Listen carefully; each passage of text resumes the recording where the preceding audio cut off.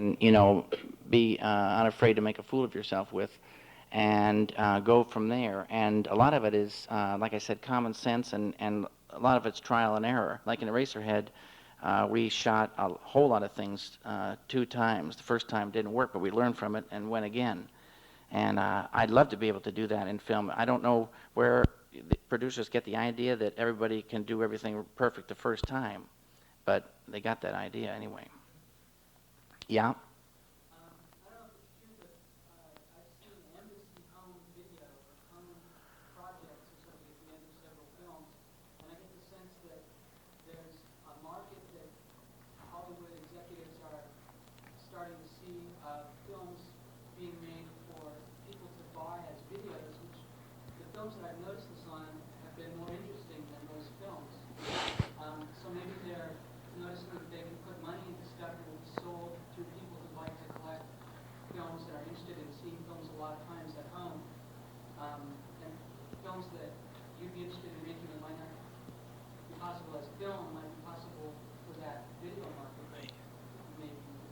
That's true.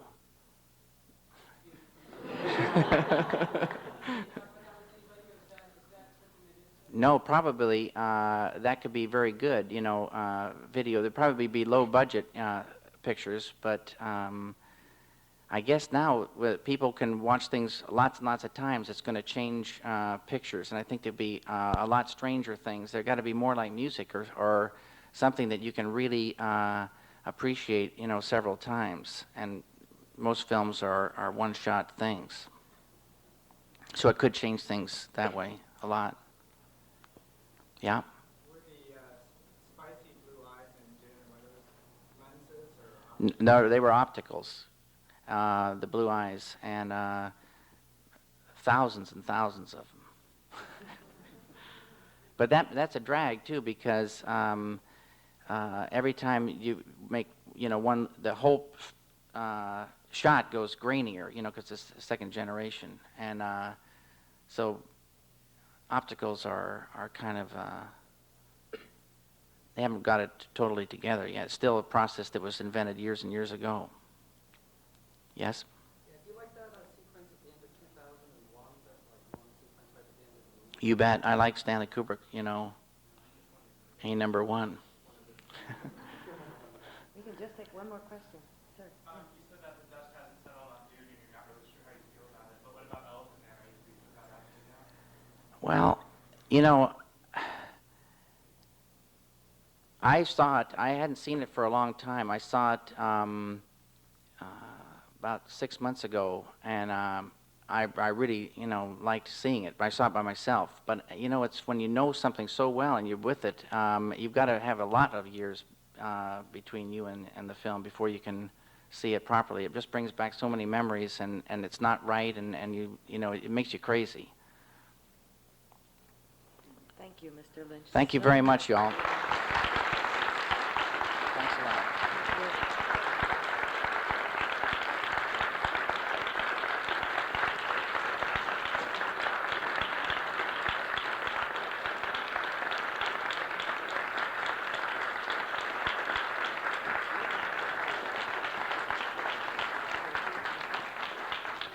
There'll be a break of, I guess, about 10 minutes before we start Eraserhead. Those of you who are staying need to stretch. Thank you for being here.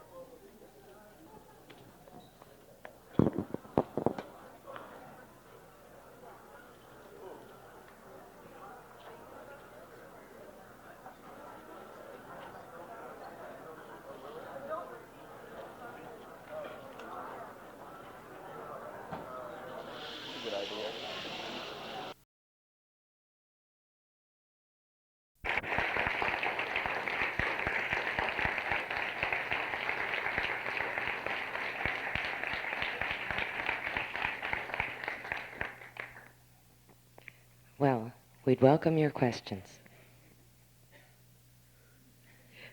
There's always that silence. I can start, if it helps. You want me to? I always wanted to know how you first started on Elephant Man. What brought you to the project? Well, it's good to be here. Hello. It's a guy named Stuart Kornfeld saw Eraserhead and called me up and wanted to take me to lunch. That's how it started. But he worked for Mel Brooks, and he knew of a project that was owned by Jonathan Sanger called The Elephant Man. And I was trying to get a film off the ground called Ronnie Rocket, and I was having no luck. I'm still not having any luck. But I decided that I had to, work. And so I asked Stuart if he knew of any projects, and he told me about The Elephant Man. And Jonathan and Stuart and I and the two writers who wrote the original screenplay, and I tried to get it going at different studios, but no one wanted to do it. And one night, Mel Brooks read the script, and he said, I want to, do this and have this to be the first film my company does. So he talked to Jonathan and made a deal with him, but then he says, who is this guy, David Lynch? And Jonathan said, well, you got to meet him, and you got to see his film, Eraserhead. And so I said to Jonathan, that's it, I'm off the picture. And so Mel, the screening was set up at 20th Century Fox, and I was pacing in the halls, and I knew it was the end, but I was there anyway. And Mel literally came running out of the theater and embraced me and said, you're a madman, I love you. So I was in, and the rest was a great experience. Yeah. Are any of your shorts in circulation right now? There's a company called Corinth that has a short called The Alphabet and one called The Grandmother. And I just recently saw The Alphabet, and it's a horrible print. Something happened to the negative, and it's really goofed up. But The Grandmother's still okay. Yeah? I just wanted to know, aside from the film on which you're currently working, what will you be doing after that? Well, I'm finishing up this film called Blue Velvet, and we're just waiting for a print, but it won't come out till September. And I really want to do this film called Ronnie Rocket, but I don't know if I'm going to be able to, to do it. Yes? Could you tell us a little bit about Ronnie Rocket? I've read a little bit about it. Well, I don't really like to talk about it too much, except it's about a little guy 3 feet tall with red hair, and it's about 60 cycle alternating current electricity. That's it. Right. That's the reason I'm having trouble. Yes? Is it common for the Center for Advanced Film Studies to accept students just on the strength of a short, or do you have to do other kinds of schooling? I don't know. The American Film Institute, I would be nowhere, without them. But it's different now than it used to be. When I went there, they wanted examples of previous work and a script for something a project you wanted to do, and I just lucked out and happened to, be accepted. I first got an independent filmmakers grant from their program, and I did that Grandmother from 1968 to 1970 with that, and then I got accepted to the Center for Advanced Film Studies, and I sort of was there for about 6 years. It was a 2-year program, but yes. I don't want to talk about it. No. It's sort of. I learned an awful lot, and but I guess I wish I'd never done it.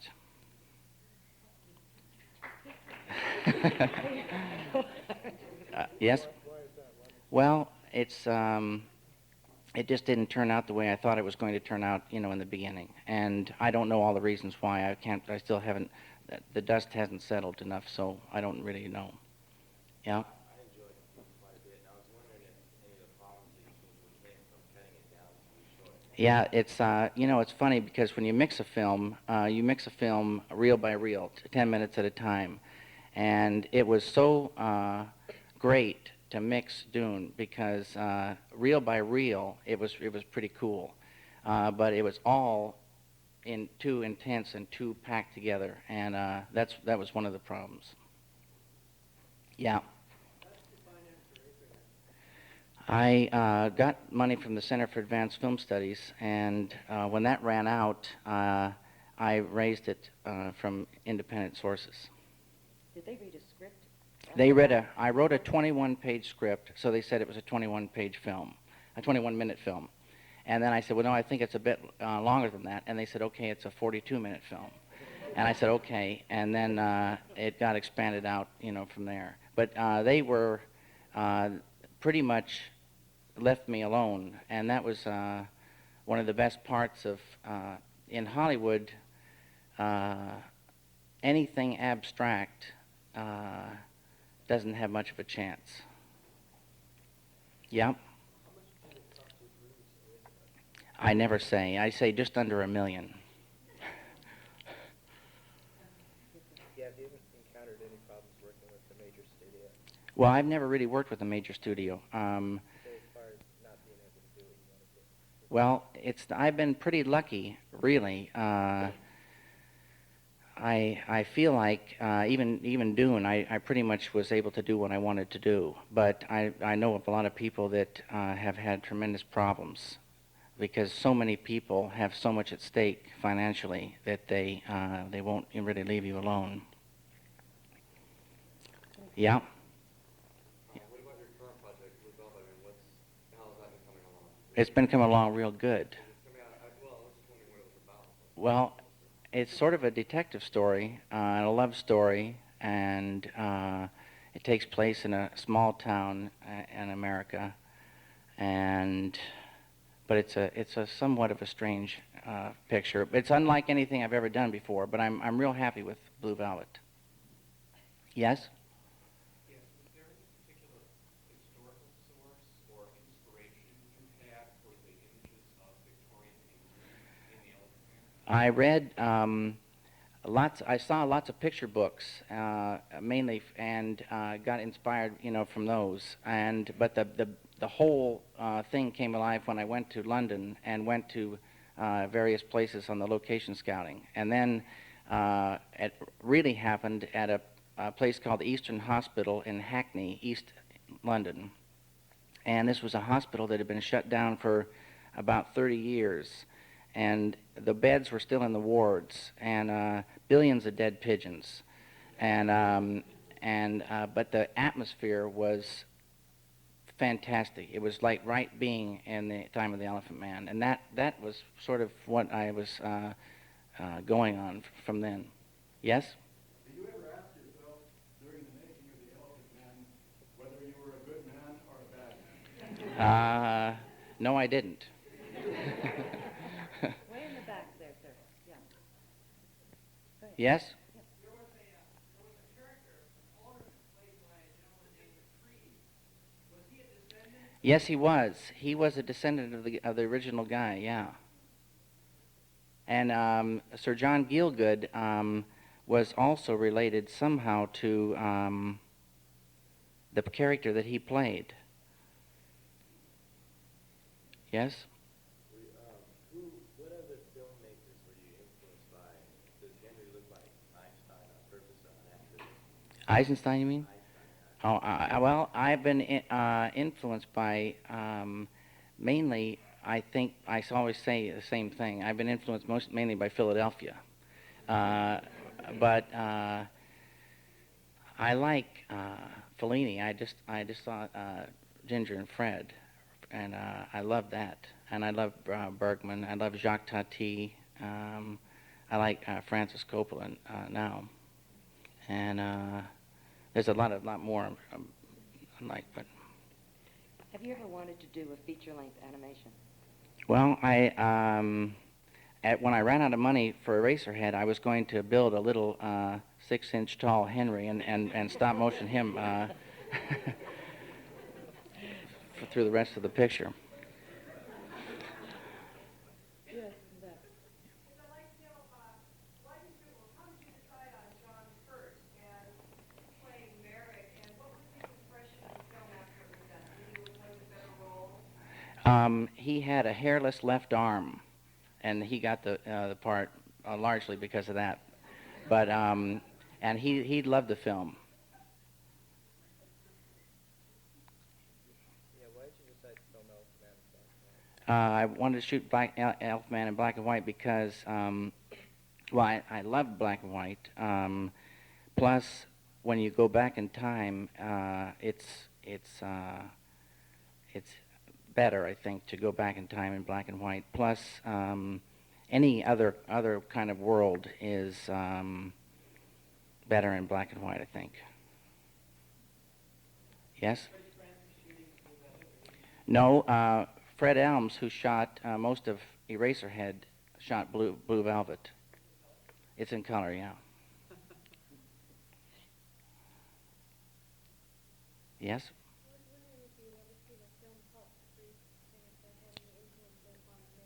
Yeah, I saw Freaks before we did Elephant Man, and I not really did it have an influence, but it was in the same sort of, a lot of the same, sort of feelings, I think.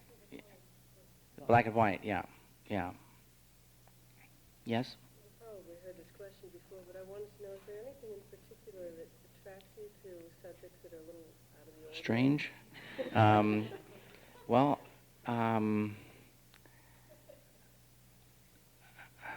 I don't know. I don't know why I like strange things. But I do. Yes? Did you do much studying dream logic before you made Eraserhead? No. Eraserhead came out of my time when I lived in Philadelphia, although I made the film in Los Angeles. But in Philadelphia, when I lived there, I was going to art school, and I lived in stranger areas of Philadelphia, and at a time when it was one of the most corrupt, degenerate, decaying cities in the world. And it was fantastic for ideas, but I lived in a lot of fear, and these things seep in, and then they come out, some way. But I didn't study about dreams or... Yes? At the end of Elephant Man, there was a disclaimer about it not being related to any of the material besides the true material. With that considered, where does the beginning Come from? The beginning of the film, the disclaimer came because the play was suing Mel and for the title, and so we had to put that in there. But the beginning, I've heard so many things now, I can't remember what is, there was a book that came out after the film, this claimed to be the true story by a guy named Dr. Howell, I think. And, but from what I know, the Elephant Man did have a picture of his mother, and it was thought that either some carnival came through town or something, his mother was hit by an elephant, and in those days they believed in this maternal impression, and they thought that was, or it worked its way into a story when they, told about him in the shows, and so this sequence came about, based on that. That's not what? Well, in a way, it is and it isn't. The way that it is in the front is as we thought it could be for him. Yes? How was it changed from making Eraserhead than doing Dune in the sense of a director's point of view, the pressure you had? Well, it was the total opposite of Eraserhead. Eraserhead, we had tons of time and no money, and in Dune, it was the other way around. Yes, Well, your contribution to the scenario, the images of industrial landscape, what did you mean to convey by that? Well, I don't know all the things. I can't, I don't have a great memory, but a lot of those things came in because of me, I'm sure, the industrial part. And I like the idea that the Industrial Revolution was going on, and he was at least in that time. So yeah, it did come from me a bit, because I love industry. Can you talk about your approach to sound, and you, I guess, designing the sound, were very strongly involved in the sound of both Eraserhead and Yeah, well, I worked with Alan Splett, who lives here in Berkeley, and Alan's worked on all the films I've done, and we have a thing where picture dictates sound, and you try to get the right sound for, you know, this picture. And it's sometimes very easy, and sometimes you go through, you know, lots and lots of processes before you get it. But I really believe that maybe there's not just one, but there's millions of sounds that you could use, but there's maybe 10 or less that will really make that image complete. And it's amazing how sounds can change a picture. So it's getting, and I work so much on a film with like a feeling rather than sort of knowing what I'm doing. And so I just have to kind of feel the when it's right. And Al, you know, runs all the controls and does the cutting. Yeah? So how do you find sound? How do you finally end up with a particular sound? Like What's the process? Well, like the clock in the clock tower, for instance, that was Alan went over to record Big Ben. Actually, he found Big Ben in a library over in London, and it was the tiniest sound. I mean, you'd expect it to be a huge, giant sound. It was terrible, and so we concocted out of slowing down things, I believe, or finding things and then slowing them down to make them bigger, what we thought it should sound like, and you just sort of go by that. Again, it just all comes back to feelings, and then making a sound really comes down to common sense and the controls that you have. But pretty much now you can get all those things around, and with not too much money. Yes? Yeah, speaking again of sound, how did you settle on Barber's Adagio for strings for the last scene when John completes the cathedral? I was a Saturday or a Sunday, and I was laying down on the couch, and the radio was on, and on came Adagio for strings. And I just pictured this church and this last scene. And so I called Jonathan on the phone right away and said, we got to get this Adagio for strings. And he said, okay. And so we got a copy of it, and I listened to it, and I said, no, that's not the right one. And so we got about 6 copies of it, different people's performances, and terrible, horrible. And finally, we found the Andre Previn version, and except we couldn't get the rights to it.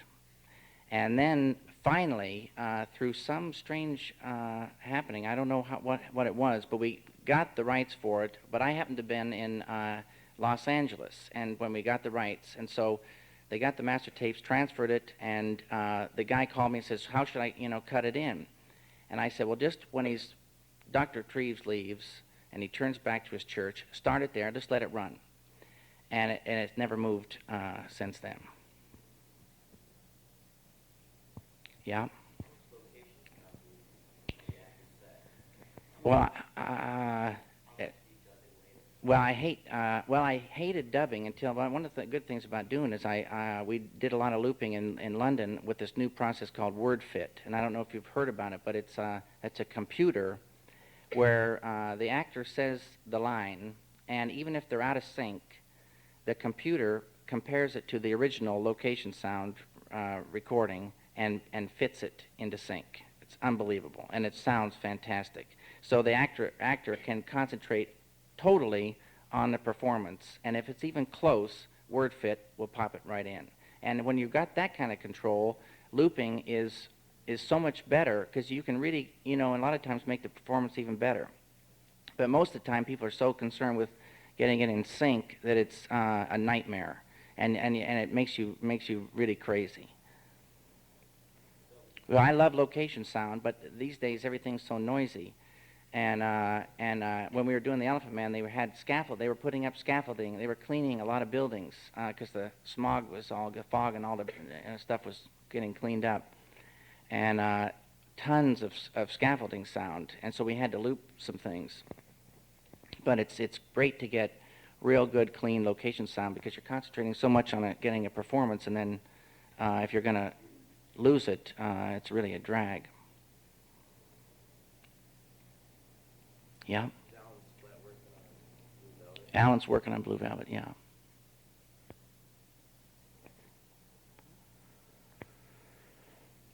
Okie doke. Oh, Yes? word. One silly question. Could part of the problem be Dune is simply that there was so much plot, it would have been better as a television series, say? Yeah, maybe so. There was an awful lot of things going on and not a real strong thread story, I think. Yes? I had seen a cable TV interview with Frank Herbert. He said there was a possibility that a 5-hour version of it can. This rumor's going about, but it would be great to try to do a 4-hour version of Dune. But you know, I will ask Dino if he wants to do it, but I don't know if they will, you know, go for it. Yes? Do you, have you any interest in working in any other media at all? I'm a frustrated painter. I'm painting, you know, all the time. So that's one medium I like to work in besides film. I mean performance media, like live theater, opera. I would love to, you know, get into ballet or opera, do something like that in film. Would be really interesting. I like music and sounds and picture, and I don't think that there's something that can be done with that hasn't been done, and it's just a feeling I've got. But all film brings everything together, as you know, and it could be so powerful. It could really be something. But so. Are there any projects in particular that kind of grab you, inspire you to maybe someday do a film of it? The only project that's driving me crazy right now is Ronnie Rocket, and I don't know if I'm going to be able to do it. Yes? How long have you been fooling around with Ronnie Rocket? Quite a long time. I finished Eraserhead, and I wrote Ronnie Rocket after that. So but I rewrote it last year, and it's better now. Maybe it's better I haven't done it, but it's been around for a while. Yes? What was the inspiration for the lady in the radiator? Well, the lady in the radiator came along. She wasn't in the original script, and well, I sort of believe in having a script. I mean, I very much believe in having a script, but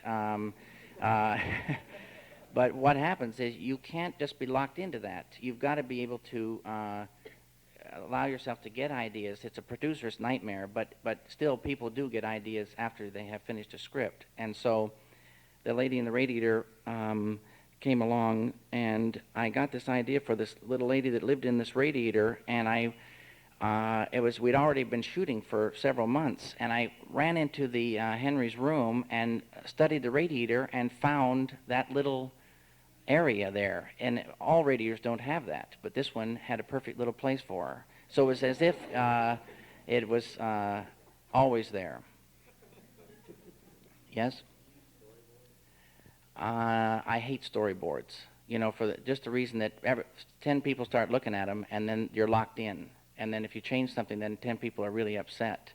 And but you have to do it if you're working with optical effects, because so many different elements are going to come together, and people have to know what they're doing. But I don't even like optical effects anymore. And storyboards are okay if you're doing them just for yourself, so you can work things out. Yes? How much of a set script did you have for Dune? For a set script, a very set script, and in a way, it was more set. It had a more of a airy sort of feeling to it in the script, and I think it was less explained certain things. But we had screenings where people didn't understand what was going on, and so things were tried to be made more clear, and maybe it worked against us.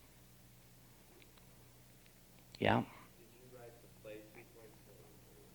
In this film, well, we always knew that he was going to go to the theater, and there was going to be it was Puss in Boots, but it would be very boring to just show the play or just a scene from the play. So I sort of got this idea of making this montage, but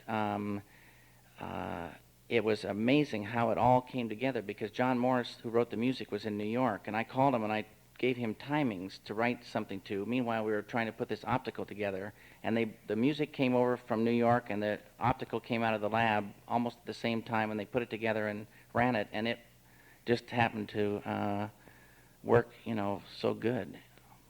So, Yeah. I don't think we can let you leave before, maybe can you speak a little bit about the baby? And No, I'm sorry. They asked you that last I know. time. No, besides the fact that you got Bob while you were in the area. I went to Bob's for breakfast this morning in Los Angeles, but I didn't have any chocolate shakes. I used to have a chocolate shake every day for 7 years. I had one, but and the baby, you know, Hey, you really don't like to talk about that. I don't no. Thanks for asking anyway. After the next one, they'll ask again. Yeah. Yeah, Get around to choosing you to do Dune. How did they get around to choosing me to do Dune? Dino said 2 and 2 don't always make 4. We're going with Lynch. Yeah. Do you know to leave in film and what? Well, Dino's, Dino truly loves film. He's made 700 pictures, and he's a crazy guy. He's always, making pictures, and he's always going. He's up at 4 in the morning and goes strong all day long. But his taste is, different than, mine, and his motivation is, to make, tons of money. So, but he's a very cool guy because he makes so many films. So many people are busily at work, because of Dino, and so I'm glad he's in the business. Yeah. Dino's providing backing for Blue Velvet. Did he ever ask you to direct King Kong too? Dino had asked everybody to direct everything. And the question was, did he ask me to direct King Kong? But King Kong's, I guess, coming out at Christmas, the new King Kong.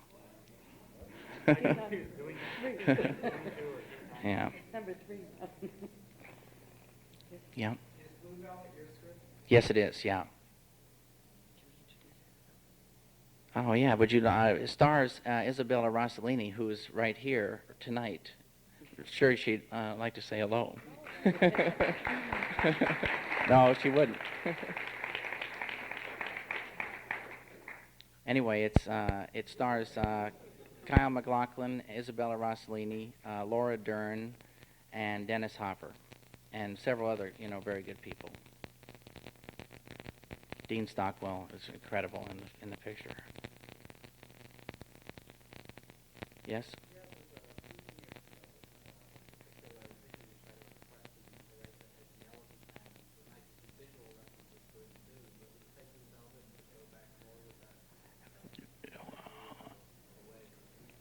No, well, Blue Velvet is, like I said earlier, it's so different than Eraserhead or Elephant Man or Dune. It's I never really know.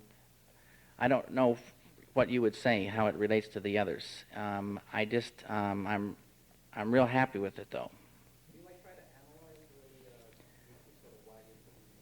I think it's important to have some sort of idea, have a very good idea, even if it's abstract, inside yourself before you go, but it doesn't do a whole lot of good to try to articulate it in words, because film is so different. And some people can use words, but others can't. Yeah? Given what you just said and what you said before about not liking to use storyboards, how do you plan your visuals since your films are so visual compared to other artists? Well, I sort of plan them out in my head, and then I need to have people that I have a dialogue, with, to work with, because the ideas are so tender, and abstract ideas are even more tender, that you sometimes feel foolish speaking about them, and especially to some people that could be, critical, that they could kill a little idea very early, and if they